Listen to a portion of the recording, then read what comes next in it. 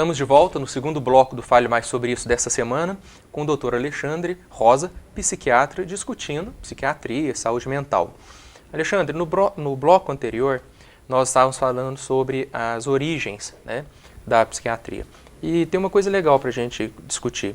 A psicanálise, que é uma das correntes do universo psíquico, aí, do universo de entendimento do psiquismo, nasceu muito ligada a alguns primeiros estudos também da psiquiatria, né? Sim, a gente tem aí nessa condição histórica a Freud, né, que nos inúmeros tentativas de tratamento, de estudos e de pesquisas das doenças mentais no final do século XIX, ele simplesmente, depois de um período de autoanálise, depois de um período de estudo de histeria com Charcot, ele converte a sua ideia em abandonar todo objeto externo de tratamento, ou seja, na época os fármacos, que no século XIX foi o primeiro movimento químico para se elaborar diversos medicamentos no mundo inteiro. Então ele abandona essa corrente inicial do final do século e começa a estudar a palavra como meio terapêutico mesmo. E daí se dá para os historiadores e os biógrafos do Freud o início da psicanálise como corrente de entendimento, de ciência mesmo. E olha que interessante.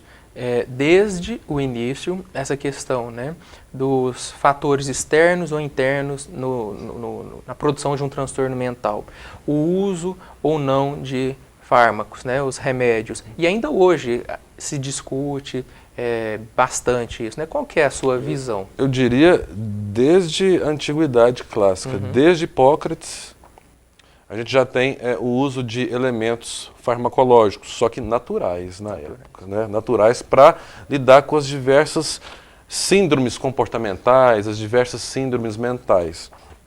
E o advento desses fármacos para hoje foi um salto muito grande no ponto de vista de eficácia, de segurança. Da manipulação química também, Exatamente. Né? Através aí de esse novo modelo de abordagem das doenças e de como você consegue pesquisar. Por exemplo, hoje você faz um exame de imagem com marcadores radioativos, onde você localiza qual área do cérebro está mais funcionante depois de administrado determinado fármaco. Então a gente tem uma noção melhor de como determinado medicamento age dentro do cérebro e de como vai ser o resultado fisiológico e comportamental dele.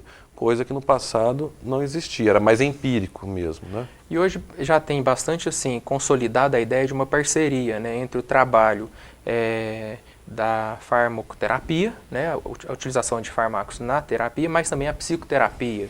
Isso é baseado em evidências científicas, né? Assim, a maioria das pesquisas hoje de doenças, dos distúrbios mentais como um todo, né, em alguns casos é indicado a psicoterapia sem a farmacoterapia, vamos dizer assim, sem o tratamento medicamentoso, quando, vamos dizer assim, a situação clínica não está tão agravada, o tratamento está no início, a doença não se estendeu por muito tempo.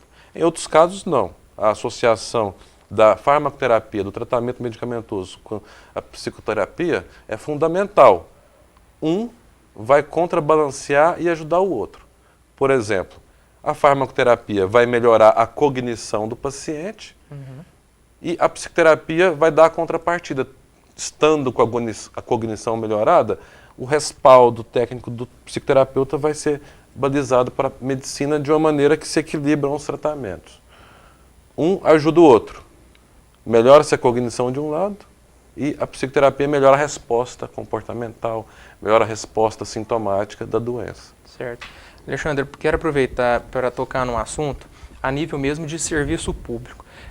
Quase isso. Porque a gente sabe que o brasileiro ele tem uma certa indisciplina, né, em relação às questões ligadas à saúde. Muito se diz que, inclusive, a expectativa de vida dos homens é um pouco mais abaixo das mulheres, porque eles não procuram médicos ou não fazem os tratamentos adequados. E quando são ministrados a eles remédios, não tomam adequadamente. Isso no campo da psiquiatria, o não levar a sério o remédio, a dose, a periodicidade, a posologia, tudo é muito problemático, né? Ou não? Eu vou até um pouco mais além, não só no campo da psiquiatria, no campo da saúde geral. Os os insucessos terapêuticos com relação ao abandono do tratamento estão em todas as áreas de tratamento. Hipertensão arterial, a gente vê mais pessoas que não seguem o tratamento da hipertensão do que do alcoolismo, por exemplo. Isso em estatística. Em estatística. Homem, por exemplo, acredita-se que a frequência de depressão em homem é duas mulheres para um homem. Na realidade, a gente não acredita muito nisso. É porque o que você falou antes, os homens não aparecem lá no consultório, não se colocam na condição de se tratar. E aí a estatística fica aquém. Então a gente deixa um recado aqui, né, aos homens em especial, né? Não vivemos mais naquele tempo, né, Alexandre, em que procurar ajuda era ou vergonhoso ou uma coisa que pudesse... De fraqueza, né? Falar que a pessoa é fraqueza, fraca, ou alguma coisa nesse sentido. Pelo contrário, né? Procurar ajuda hoje é fundamental, sabendo que nós vivemos numa sociedade em que a produção científica cresceu enormemente, né? É importante você ver que não tem programa, tem o programa de saúde da mulher, tem o programa de saúde do idoso, tem o programa, né? Então tem que se criar um programa que se englobe a saúde masculina do homem aí adulto. Sim. Acho que é importante. E puxando para o nosso lado, né, do psiquismo, psicólogo, psiquiatra, atenção para a questão mental, né? Porque os homens também, se já ficam com dificuldade de procurar ajuda em relação a questões basicamente orgânicas. Agora imagina quando vem as questões da ordem, né, do cérebro, da mente, as depressões. Nós vivemos na era do consumismo, né? Nessa era do consumismo, os fatores estressantes estão mais acentuados, né? Os fatores de desejo, de busca, de competição, tudo isso está todo mundo trabalha num limite superior. Então, os fracassos e os sucessos podem acontecer e a pessoa ter sérios problemas de ansiedade, de depressão, em função dessa vivência exagerada, dessa busca exagerada.